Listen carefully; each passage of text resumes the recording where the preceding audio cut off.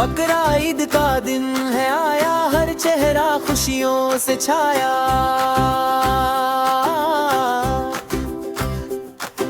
نئے کپڑے سب نے پہنے، بچے بولے کتنے سہانے۔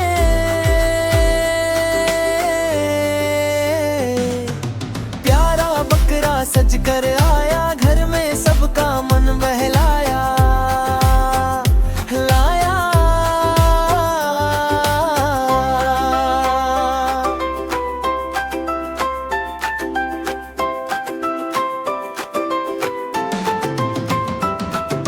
امی نے پھر سیویاں بنائی، ابو نے سب کو عید منائی۔ غریبوں میں گوشت ہے بانٹنا، پیار محبت سب سے رکھنا۔ بقرہ عید ہمیں سکھاتی، مل جل کر خوشیاں مناتی۔